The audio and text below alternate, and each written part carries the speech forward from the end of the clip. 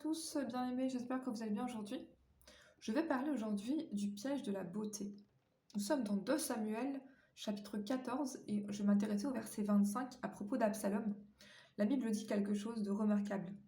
Elle dit: Il n'y avait point un homme dans tout Israël aussi renommé qu'Absalom pour sa beauté. La Bible dit: Depuis la plante du pied jusqu'au sommet de la tête, il n'y avait en lui aucun défaut. Vous imaginez un peu un tel témoignage? Il devait vraiment être très beau. Gloire à Dieu. Aujourd'hui, on va parler du piège de la beauté. Et tout simplement, la beauté peut nous faire tomber dans l'orgueil. Il y a un piège à la beauté, c'est l'orgueil. La beauté peut nous mener à l'orgueil. Qu'on soit un homme ou une femme, le risque de l'orgueil est toujours là. Et vous savez que dès qu'on manifeste l'orgueil, eh bien Dieu se détourne totalement de nous. Donc on doit vraiment veiller à cela. Il y a un piège à la beauté. Pour ceux d'entre vous qui êtes beaux, pour celles d'entre vous qui êtes belles, eh bien aujourd'hui on parle du piège de la beauté. Ésaïe 3. Ésaïe chapitre 3, à partir du verset 16. Ésaïe chapitre 3, verset 16. L'Éternel dit: Parce que les filles de Sion sont orgueilleuses et qu'elles marchent le cou tendu et les regards effrontés, parce qu'elles vont un petit pas et qu'elles font résonner les boucles de leurs pieds, le Seigneur rendra chauve le sommet de la tête des filles de Sion. L'Éternel découvrira leur nudité. En ce jour, le Seigneur ôtera les boucles qui servent d'ornement à leurs pieds, et les filets et les croissants, les pendants d'oreilles, les bracelets et les voiles, les diadèmes, les chaînettes des pieds et les ceintures, les boîtes de senteurs et les amulettes, les bagues et les anneaux du nez, les vêtements précieux et les larges tuniques, les manteaux et les gibecières, les miroirs et les chemises fines, les turbans et les surtouts légers. Au lieu de parfum, il y aura de l'infection, au lieu de ceinture, une corde, au lieu de cheveux bouclés, une tête chauve, au lieu d'un large manteau, un sac étroit, une marque flétrissante au lieu de beauté. Donc si on est chrétien, bon, il s'agit des femmes, ça peut être aussi pour les hommes, et qu'on manifeste de l'orgueil à cause de la beauté, eh bien Dieu est susceptible de nous humilier. Gloire à Dieu. Donc il faut vraiment veiller à son âme pour ne pas tomber dans l'orgueil. Si on est beau ou belle, gloire à Dieu. Le piège de la beauté, c'est l'orgueil. Ça, c'est le piège de la beauté. Et rares sont les personnes qui ne tombent pas dans ce piège. Il y a des gens qui sont vraiment beaux. On a tous vu un jour ou l'autre une personne qui est vraiment, vraiment belle, que ce soit une femme ou un homme. On se dit comme Absalom, moi, il n'y a vraiment aucun défaut chez cette personne. Et c'est très rare de trouver des gens comme ça qui sont humbles. Alléluia. Donc nous les chrétiens, on doit absolument veiller à se préserver de l'orgueil. Gloire à Dieu.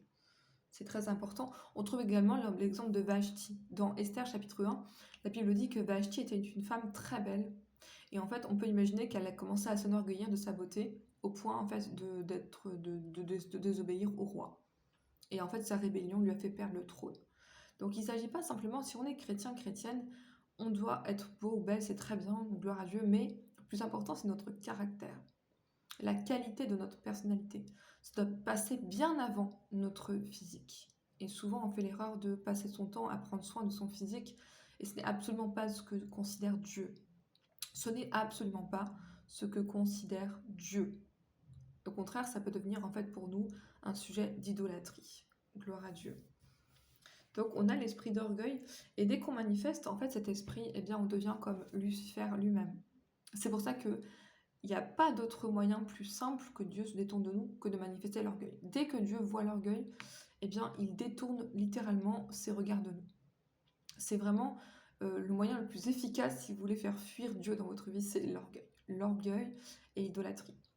Et ici, ces deux risques en fait sont liés à la beauté, l'orgueil et l'idolâtrie. On peut s'adorer nous-mêmes. On peut s'adorer nous-mêmes. Ceux qui sont beaux, souvent, malheureusement, s'adorent eux-mêmes. Alléluia. Pourquoi pensez-vous que quelqu'un passe des heures et des heures dans la salle de sport tous les jours? Pourquoi pensez-vous que quelqu'un dépense tout son argent dans la chirurgie esthétique? Une fois, j'ai vu un reportage qui m'a choquée.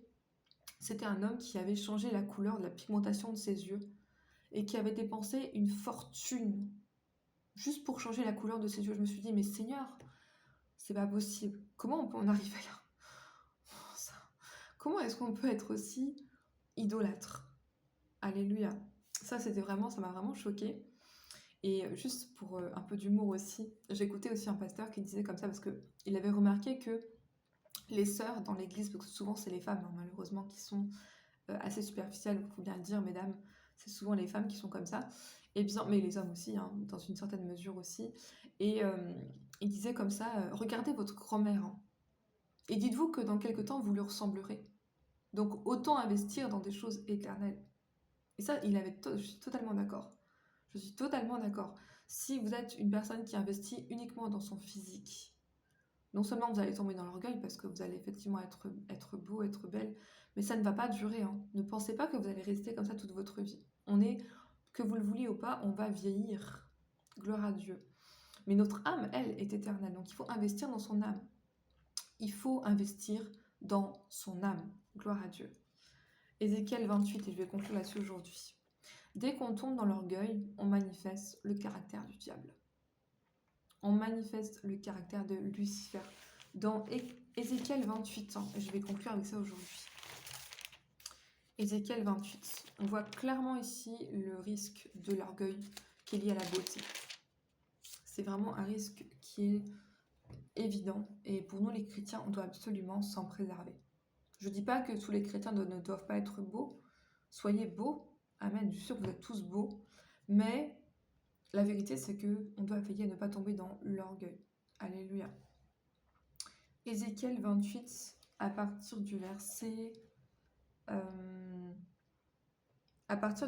17. Ce récit, en fait, dans Ézéchiel 28, parle de la chute de Lucifer et de son péché, de son iniquité qui a été trouvée en lui. Et la Bible dit, je vais lire à partir du verset...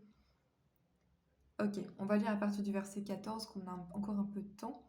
Tu étais un chérubin protecteur aux ailes déployées. Je t'avais placé et tu étais sur la montagne sainte de Dieu. Donc là, il parle de Lucifer. Tu marchais au milieu des pierres étincelantes. Tu as été intègre dans tes voies depuis le jour où tu fus créé, jusqu'à celui où l'iniquité a été trouvée en toi. Par la grandeur de ton commerce, tu as été rempli de violence et tu as péché. Je te précipite de la montagne de Dieu et je te fais disparaître, chérubin protecteur, du milieu des pierres étincelantes. Et là, c'est ce qui m'intéresse aujourd'hui. Et retenez bien ces versets, au verset 17. Ton cœur s'est élevé à cause de ta beauté. Ton cœur s'est élevé à cause de ta beauté. Au verset 17. Tu as corrompu ta sagesse par ton éclat. Donc, vous savez, juste une petite parenthèse, comme ça, je vais conclure là-dessus aujourd'hui. Toutes les représentations du diable avec des cornes et avec... ça, c'est n'importe quoi, hein. Le diable est très beau. Donc, c'est pour ça qu'on parle de séduction. Une des grandes armes du diable, ça en fait, c'est presque 99,9% des armes de l'ennemi, c'est ça, c'est la séduction. La séduction. Donc attention aussi à ne pas vous laisser distraire ou corrompre par la beauté qui est autour de vous. Satan est très beau, Lucifer est très beau, et ses agents aussi sont très beaux.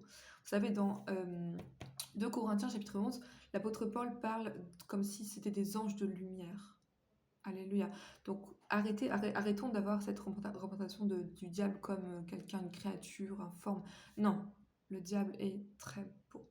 Il est dans la séduction. L'arme du diable, c'est la séduction. Alléluia. Et petite parenthèse également, si on est chrétien, on doit absolument veiller, hein. Si vous êtes beau, si vous êtes belle, ne soyez jamais justement dans la séduction. Ça, c'est aussi un piège. Il y a l'orgueil, mais il y a aussi la séduction. Et parfois, ça peut être malgré nous. C'est-à-dire que si vous êtes une femme, une belle femme, vous devez veiller à vous habiller de manière modeste pour ne pas être en fait dans la séduction. Ça, c'est quelque chose qu'on va faire consciemment en tant que chrétien, en tant que chrétienne. Alléluia. Ça, c'était une petite parenthèse, mais je me suis permis de la faire. Peut-être que c'était nécessaire pour quelqu'un. Alléluia.